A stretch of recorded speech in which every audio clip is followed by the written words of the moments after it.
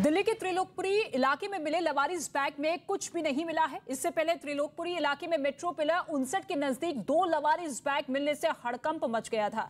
इस बात की जानकारी मिलते ही पुलिस मौके पर पहुंच गई और छानबीन में जुट गई, लेकिन छानबीन के दौरान बैग में कुछ भी बरामद नहीं हुआ है। ये राहत भरी खबर, 2 संदिग्ध बैग जो त्रिलोकपुरी मेट्रो के पिलर नंबर 59 के पास मिले थे, उस बैग से कुछ भी बरामद नहीं हुआ है। ये बात साफ हो चुकी है। पुलिस ने इस बात की जानकारी दी है कि किसी तरीके का कोई खतरा नहीं है। हालांकि जांच के बाद अब ये बात पुख्ता हो चुकी है कि इस बैग में किसी तरह का कोई विस्फोटक नहीं था। पूरी तरीके से सेफ है ये जानकारी। और फिलहाल तस्वीरें हम आपको दिखा रहे हैं। दिल्ली में संदिग्ध बैग मिलने के बाद किस तरीके से हड़कंप मचा था। 1 बजे के आसपास पुलिस को कॉल की गई थी और उसके बाद पुलिस की टीम पहुंची, बॉम्ब स्क्वाड की टीम पहुंची और जांच के बाद अब इस बात को क्लियर कर दिया गया है कि इस बैग से किसी तरीके का कोई बम या विस्फोटक जैसी सामग्री बरामद नहीं हुई है। पूरी तरीके से सेफ है ये इलाका, ये पूरा एरिया जिसे कॉर्डन ऑफ कर दिया गया था। और फिलहाल जांच में इस बात को पुख्ता कर दिया गया है। पुलिस के हवाले से ये बड़ी जानकारी भी मिल रही है कि इस बैग में किसी तरह का कोई बॉम्ब प्लांट नहीं किया गया था, लेकिन लगातार जो आतंकी गतिविधियों का अलर्ट आईबी की तरफ से, सुरक्षा एजेंसियों की तरफ से जारी किया गया था, उसी के बाद लगातार पूरी राजधानी दिल्ली में सुरक्षा बढ़ा दी गई थी।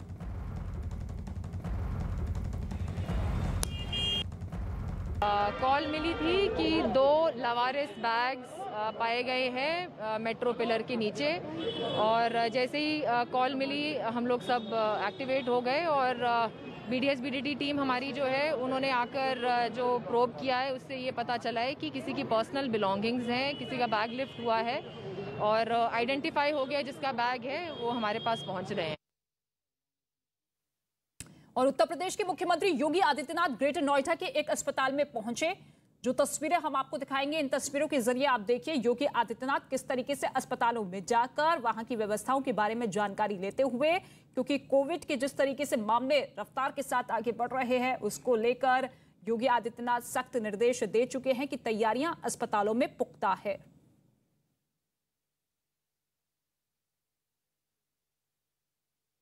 में कोविड प्रबंधन का कार्य जिस बेहतरीन तरीके से हुआ है, पूरी दुनिया ने उसको सराहा है। फर्स्ट वेव और सेकंड वेव के बाद अब थर्ड वेव भी दुनिया में भी, देश में भी और प्रदेश में भी आई है।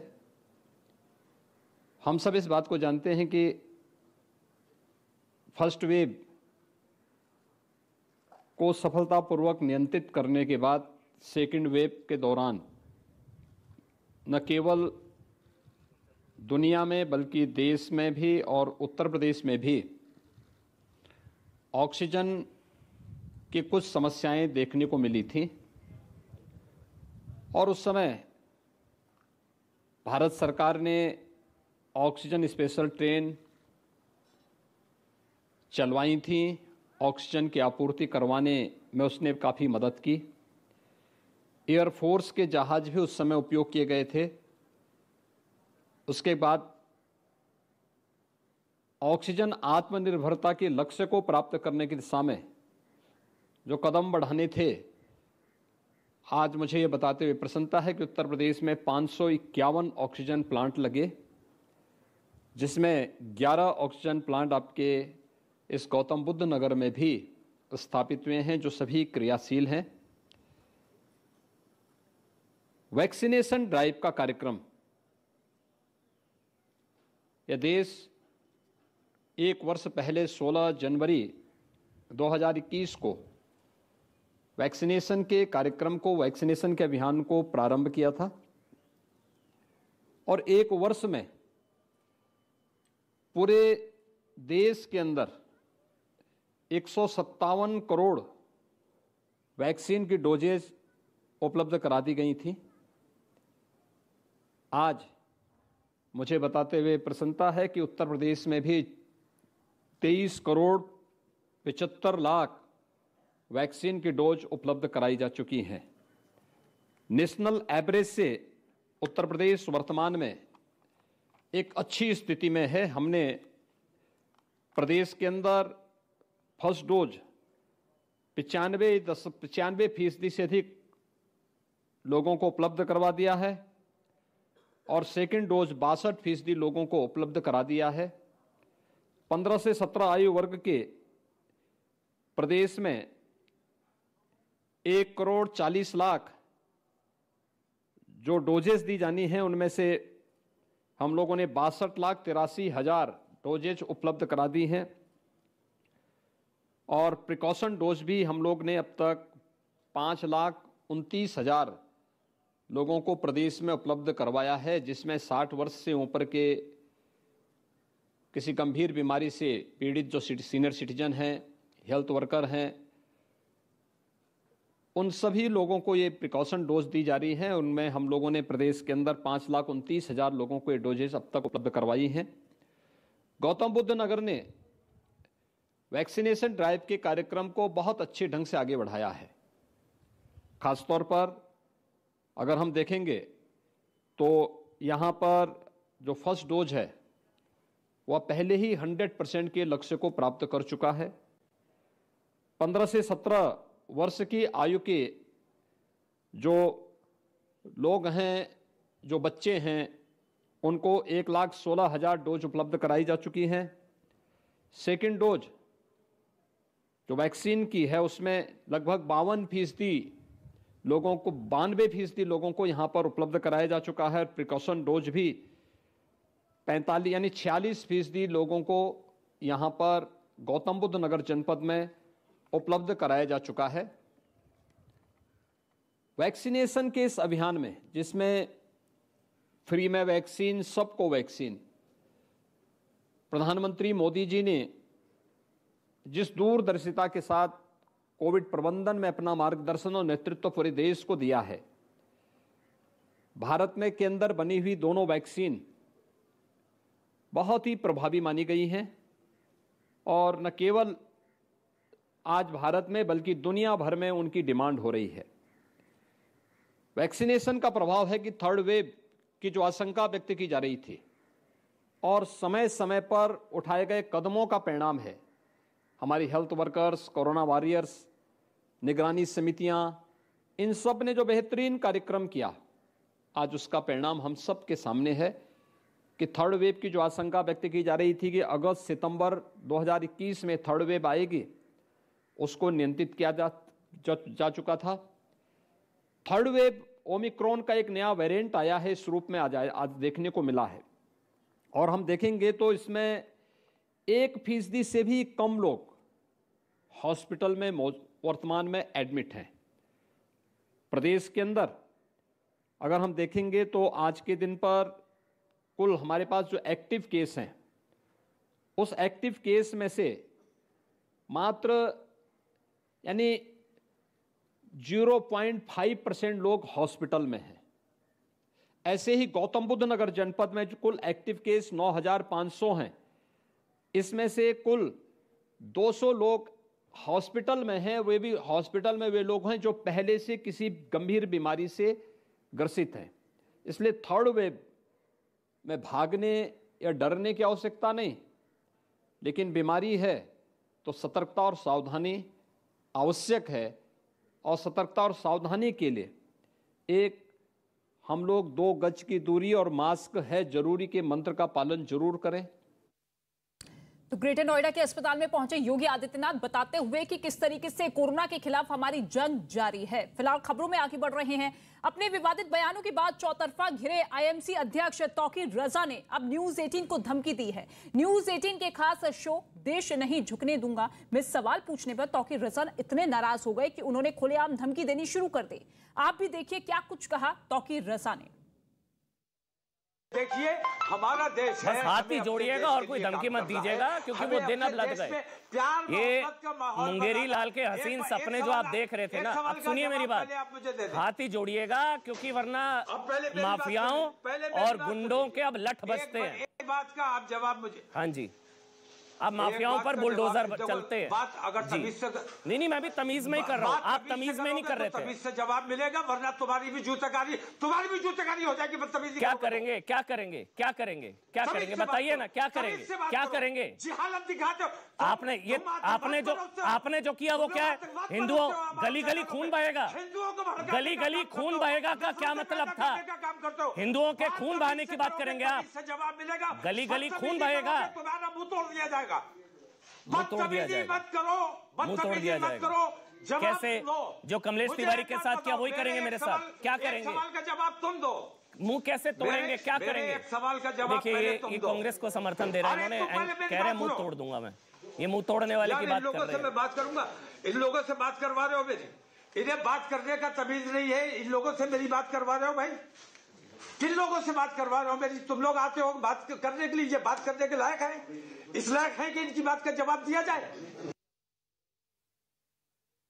तौकीर रजा ने एक और विवादास्पद बयान दिया है। उन्होंने बाटला हाउस में मारे गए आतंकवादियों को शहीद बता दिया। उन्होंने आगे कहा कि अगर बाटला हाउस की जांच कांग्रेस करा लेती तो देश की जनता को सच पता चल जाता। बाटला हाउस इनकाउंटर की जांच करा ली होती, दुनिया को पता चल जाता कि जो मारे गए वो आतंकवादी नहीं थे, उनको शहीद का दर्जा मिलना चाहिए। जो इंस्पेक्टर शर्मा मारे गए उस एनकाउंटर में, उनका कत्ल हुआ, उनको भी उनकी पुलिस ने मारा था, जांच नहीं कराई गई। उन्होंने कहा कि इससे पुलिस का मनोबल टूटेगा। पुलिस के मनोबल की उन्हें ज्यादा परवाह थी, हमारे मनोबल की, 20 करोड़ मुसलमानों के मनोबल की परवाह नहीं थी। हमारे बच्चों को इस तरह अलल ऐलान आतंकवादी कहकर मार डाला गया। बाटला हाउस पर तौकीर रजा के बयान पर भारतीय जनता पार्टी ने कांग्रेस से सफाई मांगी है। बीजेपी प्रवक्ता संबित पात्रा ने कहा कि आतंकवादियों को शहीद कहना निंदनीय है। मौलाना तौकीर रजा खान ने किस प्रकार की बातें हिंदुओं को लेकर किया था चंद दिनों पहले, और किस प्रकार से कांग्रेस पार्टी को समर्थन की बात कल तौकीर रजा ने की थी, आज पुनः तौकीर रजा ने जिस प्रकार की बात की है वो बहुत ही आपत्तिजनक है। तौकीर रजा ने कहा है कि जो लोग बाटला हाउस एनकाउंटर में मारे गए थे वो दरअसल आतंकी नहीं, आतंकवादी नहीं, वो शहीद थे। आतंकवादियों को शहीद बताना ये कोई पहली बार नहीं हो रहा है, बहुत सारे लोगों ने ये प्रयास किया है और मुझे दुख के साथ कहना पड़ रहा है। यूपी सरकार में कानून मंत्री ब्रिजेश पाठक ने भी तौकीर रजा के बयान को गलत बताते हुए चुनाव आयोग से मामले में कार्रवाई की मांग की है। इस प्रकार की वार्ता करने वाले अन्य संगठन के लोग, सभी लोग भारत में किस प्रकार से वार्ता कर रहे हैं सब लोग जानते हैं। इसकी निंदा जितनी की जानी चाहिए कम है, और जब समय आएगा ऐसे अगर लोग मतलब बयान देते रहे तो जरूर कानून कार्रवाई करेगा। निर्वाचन आयोग से हम अपील करेंगे, ऐसे बयानों को जरूर संज्ञान मिलेगा।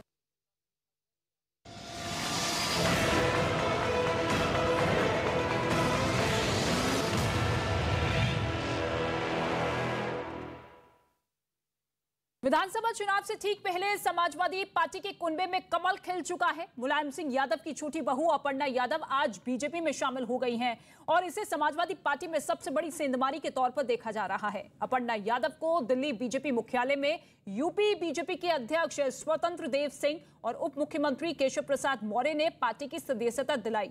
अपर्णा यादव को पार्टी की सदस्यता दिलाने के लिए बड़े चेहरों का आना इस बात को दिखाता है कि मुलायम सिंह यादव की बहू का बीजेपी में आना बीजेपी के लिए कितना महत्वपूर्ण है। अपर्णा यादव मुलायम सिंह यादव के छोटे बेटे प्रतीक यादव की पत्नी हैं। बीजेपी अध्यक्ष जेपी नड्डा ने भी अपर्णा यादव को पार्टी की पट्टिका पहनाकर उनका स्वागत किया और इसी दौरान सीएम योगी आदित्यनाथ और दूसरे नेता भी मौजूद थे। वैसे तो सियासत में सेंधमारी पहले भी होती रही है, लेकिन यूपी चुनाव से ठीक पहले इस तरह के घटनाक्रम जनता को संदेश देने के लिहाज से महत्वपूर्ण हो जाते हैं। अपर्णा यादव बीजेपी में शामिल हो गई हैं, लेकिन अभी तक इस बात का ऐलान नहीं किया गया है कि वो किस सीट से चुनाव लड़ेंगे। हालांकि कयास यही है कि लखनऊ कैंट सीट से बीजेपी उन्हें टिकट दे सकती है, लेकिन अभी फिलहाल मंथनों का दौर जारी है। अभी इस सीट को लेकर खुलासा नहीं किया गया है, लेकिन आज पूरे लाव लश्कर के साथ अपर्णा यादव को बीजेपी की सदस्यता दिलवाई गई।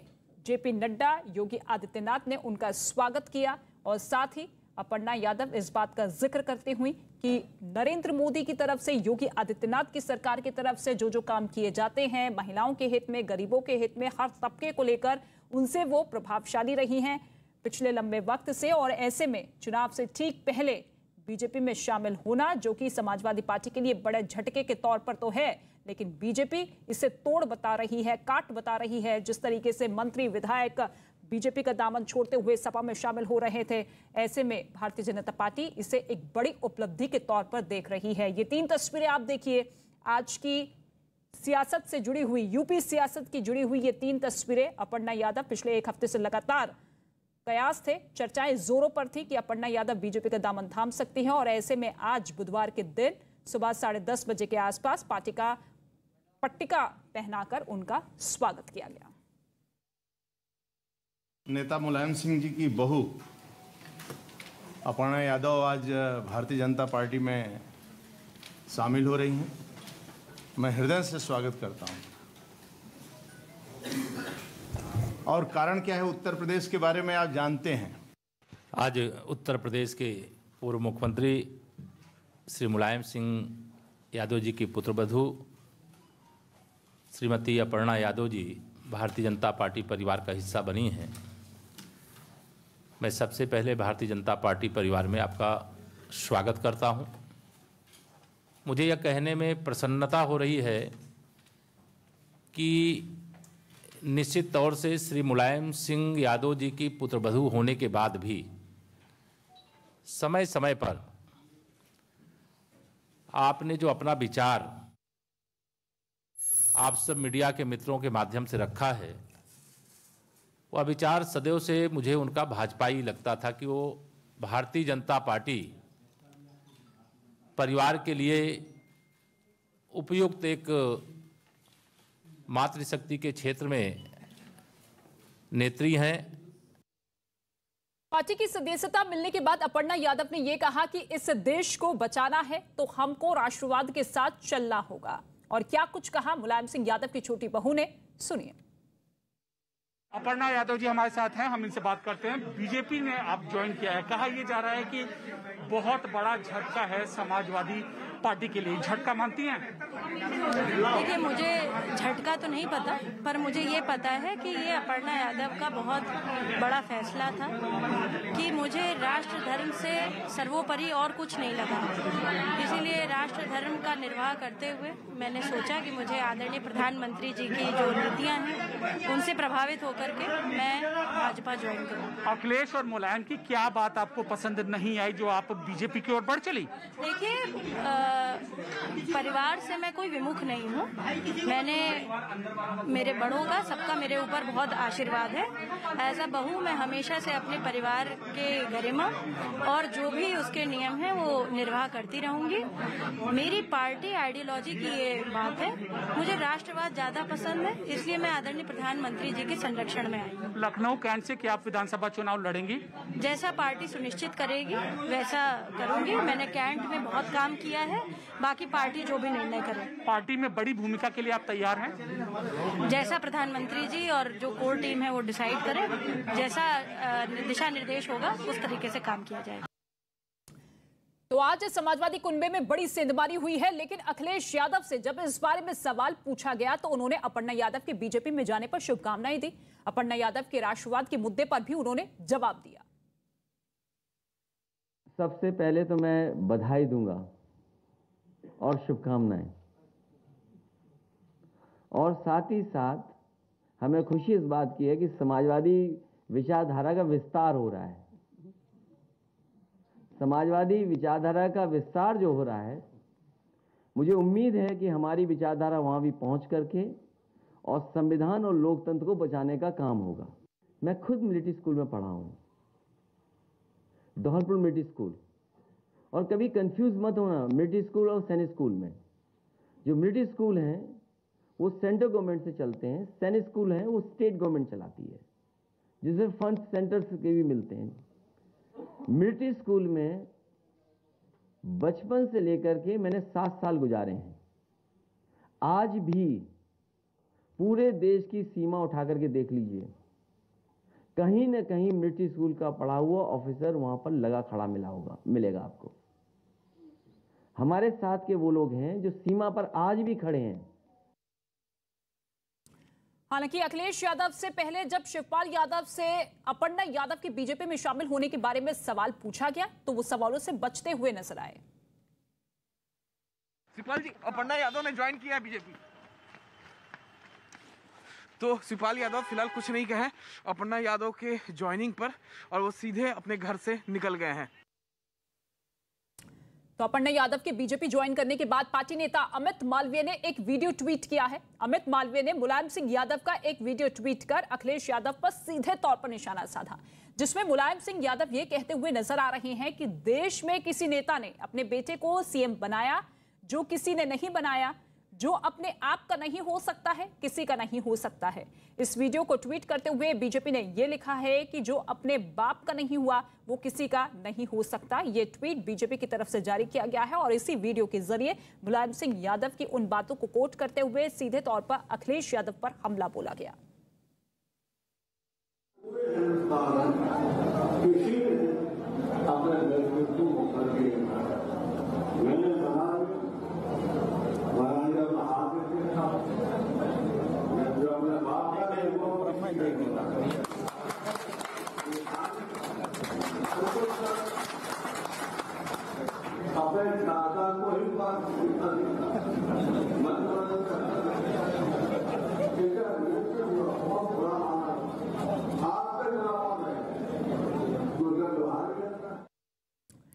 और यूपी के सीएम योगी आदित्यनाथ के चुनाव लड़ने के ऐलान के बाद समाजवादी पार्टी के अध्यक्ष अखिलेश यादव ने भी चुनाव लड़ने की बात कही है। अखिलेश यादव ने यह कहा कि पार्टी जल्द ही तय करेगी कि वो कहां से चुनाव लड़ेंगे। अखिलेश यादव फिलहाल आजमगढ़ से लोकसभा सांसद हैं और पहली बार विधानसभा चुनाव लड़ेंगे। अखिलेश यादव ने कहा कि वो चुनाव लड़ने से पहले आजमगढ़ की जनता से इजाजत लेंगे।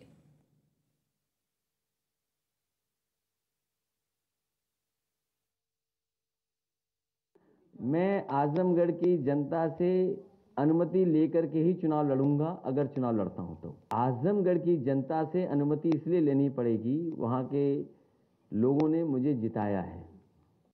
मैं आजमगढ़ की जनता से अनुमति लेकर के ही चुनाव लड़ूंगा अगर चुनाव लड़ता हूं तो। आजमगढ़ की जनता से अनुमति इसलिए लेनी पड़ेगी, वहां के लोगों ने मुझे जिताया है। उत्तर प्रदेश में चुनावी युद्ध जोरदार होने जा रहा है। योगी आदित्यनाथ गोरखपुर सीट से चुनाव लड़ेंगे तो डिप्टी सीएम केशव प्रसाद मौर्य सिराथू से लड़ेंगे। वहीं अखिलेश यादव भी अब विधानसभा चुनाव लड़ने जा रहे हैं। ये तीन तस्वीरें आप देखिए, तीन बड़े चेहरे उत्तर प्रदेश की सियासत से जुड़े हुए। योगी आदित्यनाथ जो कि गोरखपुर से चुनाव लड़ने जा रहे हैं, सिराथू से केशव प्रसाद मौर्य चुनावी ताल ठोकेंगे और अखिलेश यादव ने भी ये साफ कर दिया है कि अब वो आजमगढ़ से पहली बार विधानसभा चुनाव लड़ सकते हैं और उसके लिए आजमगढ़ की जनता से इजाजत लेंगे। आजमगढ़ जो कि समाजवादी पार्टी का गढ़ माना जाता है और ऐसे में आजमगढ़ से जो कि सेफ सीट है समाजवादी पार्टी के लिए और बीजेपी का जोर है कि आजमगढ़ जिले के अंतर्गत जितनी भी सीटें हैं उस पर बीजेपी सेंधमारी कर ले और इसी वजह से प्रधानमंत्री नरेंद्र मोदी हो चाहे अमित शाह हो, उनके बड़े बड़े चुनावी रैली और बड़े बड़े चुनावी कार्यक्रम आजमगढ़ के अलग अलग जिलों में हुए थे और अब आजमगढ़ सीट से चुनाव लड़ने का ऐलान किया जा सकता है। ये संकेत दिए हैं अखिलेश यादव ने खुद। और केंद्रीय मंत्री मुख्तार अब्बास नकवी ने अखिलेश यादव के चुनाव लड़ने के ऐलान पर अपनी प्रतिक्रिया दी है। क्या कुछ कहा, सुनिए। दागियों और बागियों के जुगाड़ से विपक्ष का चौधरी बनने की जंग चल रही है। अब दागियों और बागियों के जुगाड़ से विपक्ष का चौधरी बनने की जिस पार्टी में और जिन पार्टियों में जंग चल रही हो, आप देख रहे हो, कोई जो है उत्तर प्रदेश में कहीं से आ रहा है, कोई कहीं से आ रहा है, कोई कहीं से आ रहा है और उनको लगता है कि हम विपक्ष का चौधरी बन जाएं। लेकिन एक बात उत्तर प्रदेश में बहुत साफ है कि उत्तर प्रदेश में फिर से कभी भी किसी भी रूप में उत्तर प्रदेश की जनता न कमीशन को, न करप्शन को, न कम्युनलिज्म को बढ़ावा देगी, न उसके इर्द गिर्द सत्ता को आने देगी। और यूपी के डिप्टी सीएम केशव प्रसाद मौर्य ने अखिलेश यादव के चुनाव लड़ने पर तंज किया है और ये कहा कि अखिलेश की सीट चुनने में देर हो रही है क्योंकि वो सुरक्षित सीट तलाश रहे हैं। 2012 से 17 के बीच में जो असफल मुख्यमंत्री होने का उनको प्रमाण पत्र उत्तर प्रदेश की जनता ने दिया था, इससे 2022 के विधानसभा चुनाव में जाने की हिम्मत नहीं जुटा पा रहे हैं। अभी एक खबर जरूर मैं देख रहा हूं आप सबके माध्यम से, वो विधानसभा चुनाव लड़ेंगे, लेकिन वो कहते थे कि हमने विकास किया है। और अगर आपने विकास किया है तो सीट को चुनने में इतना देरी क्यों लगा रहे हो, और ऐसी सीट क्यों नहीं चुन रहे हो जहां आपने विकास किया है? क्यों ऐसे सुरक्षित इलाके की ओर भाग रहे हो जहां से आपको जीत करके नहीं आना है? और यूपी बीजेपी के मंत्री मोहसिन रजा ने अखिलेश यादव के चुनाव लड़ने पर तंज करते हुए ये कहा कि अखिलेश भरे मन से चुनाव लड़ने जा रहे हैं। देखिए, ये मन से चुनाव तो नहीं लड़ने वो जा रहे हैं, भरे मन से चुनाव लड़ने जा रहे हैं, क्योंकि जिस तरह से भारतीय जनता पार्टी ने आदरणीय योगी जी को, आदरणीय केशव मौर्य को जो लड़ाने की बात की है, उसको लेकर कहीं ना कहीं एक प्रश्न तो वहाँ इनके और सदस्य उठा ही रहे होंगे कि आखिर आप क्यों नहीं लड़ेंगे चुनाव। तो अब भरे मन से ये एक अभी आवाज़ है, मुझे नहीं लगता कि अभी पूरी तरीके से ये बात की पुष्टि है। आपने पूछा तो मैंने बोल दिया है, मुझे लगता नहीं है, क्योंकि वो इस प्रवृत्ति के हैं नहीं, वो चुनाव लड़ना पसंद करते नहीं हैं। बैकडोर से आए थे तो बैकडोर से ही वो सत्ता पाए थे। कभी बोटी बोटी करने वाला बयान देकर देश भर में सुर्खियां बटोरने वाले इमरान मसूद इन दिनों सियासी संकट में हैं। कांग्रेस छोड़ समाजवादी पार्टी का दामन थामने वाले इमरान मसूद का एक वीडियो सोशल मीडिया पर वायरल हो रहा है। इमरान मसूद का ये वीडियो बीजेपी नेता शलभ मणि त्रिपाठी ने ट्वीट किया है, जिसमें इमरान मुस्लिम समुदाय के लोगों से एकजुट होने की अपील करते हुए दिखाई दे रहे हैं। 17 सेकंड का ये वीडियो कब का है और किस जगह का है इसका पता नहीं चल पाया है, लेकिन इस वीडियो के बहाने बीजेपी ने इमरान मसूद को निशाने पर ले लिया। पैर पकड़वा रहे, तुम मुसलमान सीधे हो जाओ, मेरे पे क्यों पैर पकड़वा रहे? सारे मेरे पकड़ते फिरेंगे, मुझे पैर पकड़वाने दूसरों के पैर पकड़वा रहे, तुम मुसलमान सीधे हो जाओ, मेरे पे क्यों पैर पकड़वा रहे? सारे मेरे पकड़ते फिरेंगे, मुझे पैर पकड़वाने मेरा दूसरों के पैर पकड़वा रहे, तुम मुसलमान सीधे हो जाओ, मेरे पे क्यों पैर पकड़वा रहे? सारे मेरे पकड़ते फिरेंगे, मुझे पैर पकड़वाने मेरा। तो इमरान मसूद का ये वीडियो जो कि सोशल मीडिया पर खूब वायरल हो रहा है, बीजेपी नेता शलभ मणि त्रिपाठी ने वीडियो जारी करते हुए ट्वीट भी किया है। उन्होंने लिखा कि सारे मुसलमान एक हो जाओ, सब पैर पकड़ेंगे। इमरान मसूद का एक और ख्वाब शलभ मणि त्रिपाठी की तरफ से ये ट्वीट किया गया है, जो कि हाल ही में कांग्रेस पार्टी छोड़ते हुए समाजवादी पार्टी में शामिल हुए और ऐसे में यूपी के सहारनपुर में 2014 में हुई गुरुद्वारा हिंसा मामले के आरोपी मोहर्रम अली पप्पू के समाजवादी पार्टी में शामिल होने पर विवाद खड़ा हो गया है। मोहर्रम अली को समाजवादी पार्टी में शामिल किए जाने पर बीजेपी हमलावर हो गई है। 13 जनवरी को मोहर्रम अली पप्पू समाजवादी पार्टी में शामिल हुए थे और इसकी तस्वीर सोशल मीडिया पर वायरल होते ही बीजेपी ने समाजवादी पार्टी को घेरना शुरू कर दिया। इन तस्वीरों में समाजवादी पार्टी के प्रदेश अध्यक्ष नरेश उत्तम पटेल लाल टोपी पहनाकर उनका पार्टी में स्वागत करते हुए दिखाई दे रहे हैं। तो मोहर्रम अली पप्पू के समाजवादी पार्टी में शामिल होने की तस्वीरें वायरल होते ही बीजेपी ने उनके खिलाफ मोर्चा खोल दिया है। पार्टी के नेताओं ने अखिलेश यादव पर सिख समुदाय की भावनाओं को आहत करने का आरोप लगाया। मोहर्रम अली उर्फ पप्पू, जिसको टिकट दिया गया है समाजवादी पार्टी द्वारा और जो सहारनपुर में गुरुद्वारा हिंसा का मास्टरमाइंड था, गुरुद्वारे में किस प्रकार उन्होंने हिंसा करवाई थी मोहर्रम अली ने, ये हम सब ने देखा था। तो चाहे कांग्रेस पार्टी का मौलाना तौकीर रजा खान हो या समाजवादी पार्टी का नाहिद हसन, उद्देश्य केवल एक है। ये जो रेडिकल सिंडिकेट है, इसका उद्देश्य है किस प्रकार से दंगे भड़काना, हिंदुओं को डराना, हिंदुओं को बांटना और केवल अपने परिवार की राजनीति को आगे बढ़ाना। कांग्रेस की तरह अब समाजवादी पार्टी ने भी सिख विरोधी, सिखों का दंगे कराने वाले लोगों को सम्मानित करने का काम शुरू किया है। समाजवादी पार्टी ने आज मोहर्रम अली पप्पू, जिसने 2014 में सहारनपुर में सिखों के खिलाफ दंगे भड़काए, गुरु घरों पे नुकसान करने की कोशिश की, जिसमें जाकर हमने लंबी लड़ाई लड़ी वहां जाकर और इसको जेल भिजवाया था, आज समाजवादी पार्टी ने उसको अपनी पार्टी में ज्वाइन कराया और एमएलए और मंत्री बनाना चाहते हैं। तो सोच है, इसको आपको बदलना होगा। हम मजबूर हो जाएंगे सड़कों पर उतरने के लिए अगर आपने मोहर्रम अली पप्पू जैसे आदमी को वहां पर खड़ा करके हमारे छाती में बिठाने की कोशिश की। हम ये कभी बर्दाश्त नहीं करेंगे। दंगे के आरोपी मोहर्रम अली पप्पू को समाजवादी पार्टी में शामिल करने पर पीड़ित दुकानदारों ने भी नाराजगी जताई है। क्या कुछ कहा गया उनकी तरफ से, सुनिए। सहारनपुर में मोहर्रम अली पप्पू के समाजवादी पार्टी ज्वाइन करने की तस्वीरें वायरल होने के बाद यहां विवाद बढ़ गया है। सहारनपुर में हमारी मौजूदगी और उस जगह पर हम मौजूद हैं जहां पर 2014 में आगजनी की घटनाएं हुई थी, ये दुकानें यहाँ पर जला दी गई थी। दरअसल 2014 में गुरुद्वारे पर लेंटर डालने को विवाद हुआ था और उसके बाद यहाँ पर दंगे जैसी शक्ल यहाँ पर हो गई थी और उसके बाद यहाँ दुकानों को आग लगाई गई थी, जिसका आरोप लगा था मुहर्रम अली पप्पू पर। अब समाजवादी पार्टी ज्वाइन करने के बाद लोगों में यहाँ नाराज़गी है। यहाँ हमारे साथ दुकानदार भी मौजूद हैं जो इस मार्केट में जिनकी दुकानें जली थी। साथ में बीजेपी के पदाधिकारी भी हमारे साथ मौजूद हैं। सबसे पहले राजेंद्र सिंह कोहली से बात करते हैं जो कि मंडल अध्यक्ष हैं बीजेपी के। सर, मुहर्रम अली पप्पू की समाजवादी पार्टी में ज्वाइनिंग होगी, क्या कहना चाहेंगे, किस तरह से अब यहाँ परिदृश्य बदलेगा?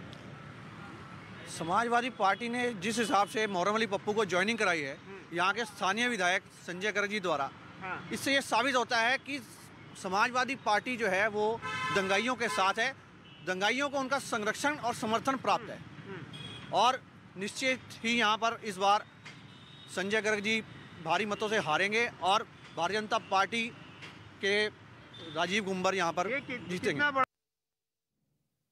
समाजवादी पार्टी में शामिल किए जाने पर छिड़े विवादों के बीच मुहर्रम अली पप्पू ने भी बयान दिया है। उन्होंने अपने ऊपर लगे सभी आरोपों से साफ इनकार किया।